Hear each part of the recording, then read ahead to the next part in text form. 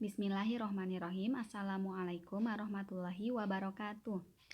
Perkenalkan, nama saya Sri Sarvina Shumaisi dari kelas PBA 5A yang ingin menjelaskan tentang pembelajaran bahasa Arab di Madrasah Sanawiyah yang meliputi tentang kedudukan, tujuan, dan ruang lingkup. Nah, di sini saya ingin menjelaskan bagaimana sih kedudukannya, tujuannya, dan ruang lingkupnya. Bahwa kedudukan bahasa Arab mata pelajaran yang mengembangkan keterampilan berbahasa untuk alat berkomunikasi secara lisan maupun tulisan untuk mengetahui informasi. Nah, seperti itu ya. Nah, di sini pembelajaran bahasa Arab yang diajarkan di madrasah berfungsi sebagai bahasa agama. Jadi, pembelajaran bahasa Arab ini di madrasah sanawiyah ini sangat berfungsi sebagai bahasa agama. Kenapa dinyatakan sebagai bahasa agama? Karena kan kita umat Islam mempelajari Al-Quran, mempelajari ilmu-ilmu hadis gitu ya dengan bahasa Arab. Ketika kita sudah mempelajari bahasa Arab, sudah memperdalam arti makna bahasa Arab, jadi kita itu mudah untuk mengetahui isi arti maksud dari Al-Quran gitu ya. Nah, kemudian oleh karena itu pelajaran bahasa Arab di madrasah tidak boleh terpisahkan dengan mata pelajaran yang lainnya. Nah, di sini itu ada 4 keterampilan dasar berbahasa. Di sini itu ada kompetensi dasar berbahasa yang meliputi 4 keterampilan, yaitu kemahiran berbicara, kemahiran membaca, kemahiran menulis, dan kemahiran mendengar, gitu ya. Nah, di sini itu pada tingkat menengah peserta didik peserta didik diajarkan untuk 4 keterampilan itu seimbang. Nah ya, adapun untuk tingkat lanjut atau tingkat atas lebih dikonsentrasikan untuk maharoh qiraah wa maharoh kitabah. Jadi di sini itu untuk tingkat lanjut atau tingkat atas lebih dikonsentrasikan, lebih diperdalam kemahirannya dalam membaca dan menulis. Kemudian kan untuk tingkat lanjut di sini itu hanya dikonsentrasikan untuk maharoh qiraah wa maharoh kitabah, sehingga peserta didik di sini itu mampu mengakses berbagai referensi berbahasa Arab. Di sini tuh bahwa peserta didik yang sudah tingkat lanjut sudah mampu gitu ya mencari referensi dengan berbahasa Arab sebagai mata pelajaran yang wajib dipelajari 4 kemahiran tadi. Nah, kemudian setelah si peserta didik sudah mengakses, sudah menguasai berbahasa Arabnya, harus diaplikasikannya kemahirannya di dalam pembelajaran bahasa Arab untuk tingkat madrasah ibtidaiyah, madrasah sanawiyah, dan madrasah aliyah.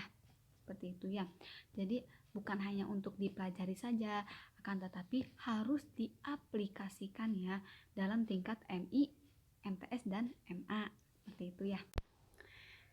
Setelah saya menjelaskan tentang kedudukannya, saya ingin menjelaskan apa sih tujuan pembelajaran bahasa Arab madrasah sanawiyah itu. Bahwa tujuan madrasah di sini untuk mengembangkan kemampuan berkomunikasi dalam bahasa Arab, baik lisan maupun tulisan. Di sini jadi peserta didik itu harus mengembangkan bahasa Arabnya secara lisan maupun tulisan ya, yang mencakup 4 kemahiran tadi: maharoh qiraah, maharoh kitabah, maharoh istima, wa maharoh kalam.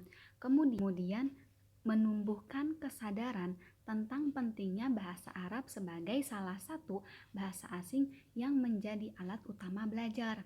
Gitu. Kan di sini kita mempelajari Al-Quran, mempelajari hadis. Kita hanya mempelajari tapi tidak tahu apa artinya. Nah, fungsi mempelajari fungsi mempelajari bahasa Arab ini, jadi kita itu sadar, oh ini artinya dalam Al-Quran ini, dalam hadis artinya ini, seperti itu ya. Kemudian khususnya dalam mengkaji sumber ajaran Islam, bahwa kalau kita sudah menguasai bahasa Arab gitu ya, apa yang kita cari dalam referensi bahasa Arab, kita sudah memahami apa sih maksud dari bahasa Arab tersebut. Dan saya ingin menjelaskan tentang ruang lingkup pembelajaran Madrasah Tsanawiyah, bahwa secara logika antara ruang lingkup dan tujuan ini harus saling berkaitan gitu ya. Bahwa ruang lingkup matpel bahasa Arab di sini meliputi tema-tema yang mencangkup wacana lisan dan tulisan, kemudian dialog sederhana, kemudian kehidupan madrasah, lingkungan, dan tentang kegiatan keagamaan, seperti itu ya. Nah, bahwa untuk mencapai tujuan yang diinginkan, maka peserta didik harus didukung oleh materi-materi yang relevan atau materi yang jelas gitu ya. Dan ruang lingkup materi tersebut lebih dititik beratkan kepada pencapaian tujuan. Di sini itu pembelajaran bahasa Arab yang lebih diarahkan agar peserta didik mampu menggunakan bahasa Arab sebagai alat komunikasi utama belajar. Seperti itu ya. Menurut buku yang diterbitkan KMA untuk kelas 7 Madrasah Tsanawiyah meliputi tema-tema at-ta'rifu binafsi, at-ta'rifu bil amalin fil madrasah, al-adwatil madrasah, al-alwan, al-unwan wa baiti. Seperti itu ya. Itu untuk kelas 7 Madrasah Tsanawiyah.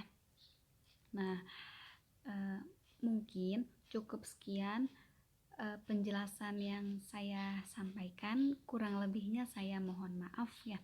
Dan saya akhiri, wabillahi taufiq wal hidayah. Wassalamualaikum warahmatullahi wabarakatuh.